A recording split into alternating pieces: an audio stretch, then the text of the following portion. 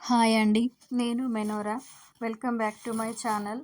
ఈరోజు చూడడానికి పిజ్జా లాగా కనబడే చీజ్ బ్రెడ్ ఆమ్లెట్ చేస్తున్నాను. దానికి కావాల్సిన పదార్థాలు ఏంటో ఇప్పుడు చూద్దాము.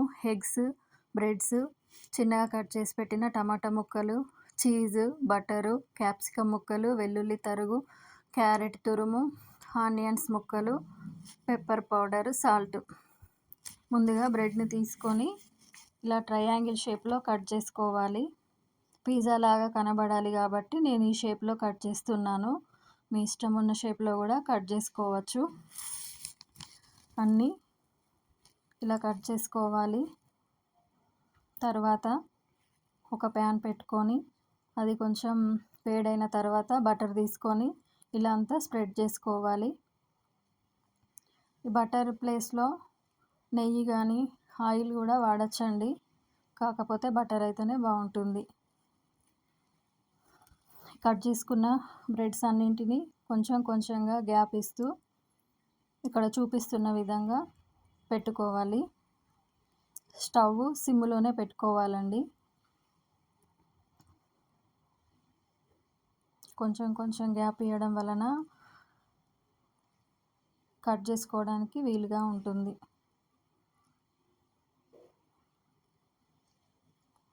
ఇలా సెట్ చేసుకోవాలి.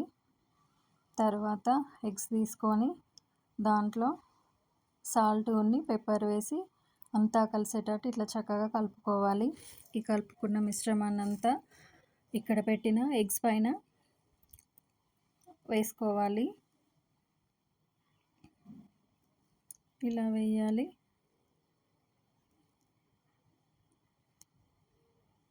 అంతా స్ప్రెడ్ అయ్యేటట్టు వేసుకోవాలి. వేసుకున్న తర్వాత మూత పెట్టి 1 నిమిషం పాటు వదిలేయండి. 1 నిమిషం తర్వాత మూత తీసి దానిపైన సన్నగా తురుముకున్న క్యారెట్ తురుము, ఇంకా నేనైతే ఇక్కడ సాసులు ఏం వాడట్లేదండి. మీకు ఇష్టం ఉంటే టమాటా సాస్ కానీ సోయా సాస్ కానీ వేసుకోవచ్చు.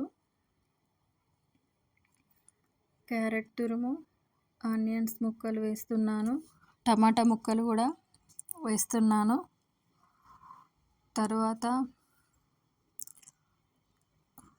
సన్నగా కట్ చేసిన క్యాప్సికమ్ ముక్కలు, వెల్లుల్లి తరుగు వేసుకోవాలి. వేసుకున్న తర్వాత చీజ్ వేసుకోవాలండి. నేనైతే ఇలా చిన్నగా కట్ చేసి వేస్తున్నాను. చిన్నగా కొన్ని, పొడవుగా కొన్ని. దానిపై నుంచి మళ్ళీ కొంచెం పెప్పర్ పొడి వేస్తున్నాను. వేసిన తర్వాత మూత పెట్టి ఒక 5 మినిట్స్ ఉడికించండి. ఈ ప్రాసెస్ అంతా సిమ్లోనే పెట్టి ఉడికించాలి, లేకపోతే ఆమ్లెట్ మాడిపోతుందండి. అంతే అండి, ఎంతో టేస్టీ అయిన చీజ్ బ్రెడ్ ఆమ్లెట్ రెడీ అయిందండి. చూడండి. ఈ వీడియో కనుక మీకు నచ్చితే సబ్స్క్రైబ్ చేయండి, లైక్ చేయండి, షేర్ చేయండి.